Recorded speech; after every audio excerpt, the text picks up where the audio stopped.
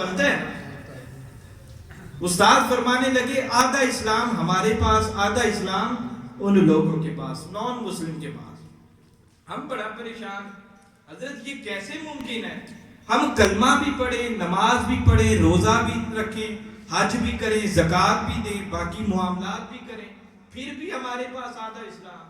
وہ ساری کی ساری اسلامی تعلیمات کو پرکھے ہی نہ، دیکھے ہی نہ، اور ان کے ہاں کنسیپٹ ہو ہی نہ، تب بھی ان کے پاس آدھا اسلام ہے. آپ فرمانے لگے یہی تو بات ہے جو سمجھانا چاہتا حضور. ابھی تک ہمیں اس فلسفے کی سمجھ نہیں آئی. آپ فرماتے ہیں کہ میں نے مختلف ممالک کا وزٹ کیا، بہت سے ممالک کی سیر کی.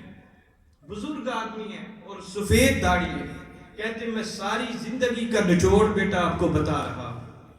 میں نے بہت سے ممالک کی سیر کی، ساری زندگی کا نچوڑ آپ کے سامنے رکھ رہا ہوں. فرماتے ہیں کہ آدھا اسلام ہمارے پاس اس لیے ہے کہ ہم نے صرف کلمہ پڑھا ہے. ہم نے کہا لا الہ الا اللہ محمد الرسول اللہ.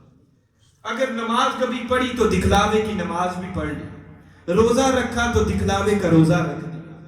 ہم تو نماز بھی پڑھیں تو ایسا لگتا ہے کہ 4 رکعت میں 4 دکانوں کا حساب کر لیا. ایسی نمازیں، یعنی نماز بھی دکھلاوے کی، روزہ بھی دکھلاوے کا. فرماتے ہیں بیٹا آدھا اسلام ہمارے پاس اس لیے ہے کہ ہم نے صرف کلمہ پڑھا ہے، اور آدھا اسلام ان لوگوں کے پاس اس لیے ہے کہ انہوں نے صرف کلمہ نہیں پڑھا، باقی ساری کی ساری تعلیمات انہی کے پاس ہیں. ساری تعلیمات وہ لے گئے، ہم صرف کلمہ پڑھ کے مسلمان بن گئے. حاضرین محترم، یہ جملہ مجھے اتنا پیارا لگا، میں نے کہا کیوں نہ اس جملے کو مزید کھولا جائے. آخر جتنا گہرا جملہ استاد صاحب نے فرمایا ہے اس میں بھی تو کوئی حکمت ہوگی. میں نے جب اس پہ ریسرچ کی، تحقیق کی، تو مجھے پتا چلا ہم جب بھی معاملات کرتے ہیں یا کوئی چیز خرید و فروخت کرتے ہیں تو اگر کسی شے کے اوپر لکھا ہو میڈ ان جاپان تو ہم سب سے پہلے ترجیح اس کو دیتے ہیں. ایسے ہوتا ہے کہ نہیں؟ سب سے پہلے ترجیح اسی کو دیتے ہیں کیونکہ ہم جانتے ہیں ان کی کوالٹی بہت زبردست ہے، کوانٹٹی پہ کمپرومائز نہیں کرتے. ہم جانتے ہیں وہ بہترین چیز دیتے ہیں. سوال یہ ہے وہ جو بہترین شے دیتے ہیں، وہ جو اچھی پروڈکٹ دیتے ہیں، اور ہم بھی ان پہ اعتبار کر رہے ہوتے ہیں، آخر کوئی تو وجہ ہوگی اعتبار کرنے کی، ان پہ اعتماد کرنے کی کوئی تو وجہ ہوگی. حاضرین محترم، جب میں نے تحقیق کی تو مجھے پتا چلا جاپان والے وہ لوگ ہیں جتنے اصول و ضوابط پہ عمل کر رہے ہیں، وہ سارے کے سارے اصول و ضوابط وہ ہیں جو نبی پاک علیہ السلام نے بتلائے، جو حضور نے بتائے، ان اصولوں پہ عمل کر رہے ہیں. اب آپ ایک وقت کے لیے حیران ہوں گے، نان مسلم لوگ اصول و ضوابط مصطفیٰ کے ان پر عمل کریں تو کامیاب ہو جاتے ہیں. ہم پاکستان میں اللہ رب العزت کا نام لینے والے، نبی پاک علیہ السلام کے نام کا کلمہ پڑھنے والے، مگر ہماری سیاسی صورتحال دیکھ لیں، سماجی صورتحال دیکھ لیں، ہماری معاشی صورتحال دیکھ لیں، کسی میں بھی استحکام نہیں ہے، مستحکم ہے ہی نہیں.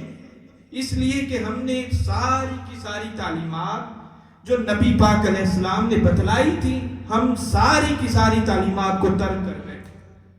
بس کلمہ پڑھا، نام کے مسلمان ہو گئے اور اپنے آپ کو مسلمان سمجھ لیا. اب آپ دیکھیں جاپان والے کامیاب اس لیے ہیں، ان کی معیشت مستحکم اس لیے ہے، وہ ترقی اس لیے کر رہے ہیں کیونکہ اصول و ضوابط وہ والے اپنا رہے ہیں جو نبی پاک علیہ السلام نے فرمائے. پوچھیں گے وہ کیسے؟ سب سے پہلی بات یہ ہے، جب ان سے پوچھا جاتا ہے کہ آپ کی ترقی کا راز کیا ہے اور آپ کے استحکام ہونے کا راز کیا ہے، تو کہتے ہیں کہ ان کی بنیاد انہوں نے اتنی مضبوط کر دی ہے، اتنی مضبوط کر دی ہے. کہتے ہیں ہماری بنیاد مضبوط ہونے کے بعد ہی ہم سفر ترقی کی طرف چل رہے ہیں. یعنی بنیاد بنیاد اتنی مضبوط ہے. وہ بنیاد کیا ہے؟ تو پتہ یہ چلا کہ سال اول سے لے کر جب وہ بچے کا ایڈمیشن کرواتے ہیں، سکول میں داخلہ ہوتا ہے، یہ بات بڑی توجہ طلب ہے. جب بچے کو سکول میں داخل کرواتے ہیں تو پہلی کلاس سے لے کر چھٹی کلاس تک جتنا نصاب پڑھایا جاتا ہے وہ سارے کے سارے نصاب کا نام اخلاق کا راستہ ہے. انہوں نے نصاب کا نام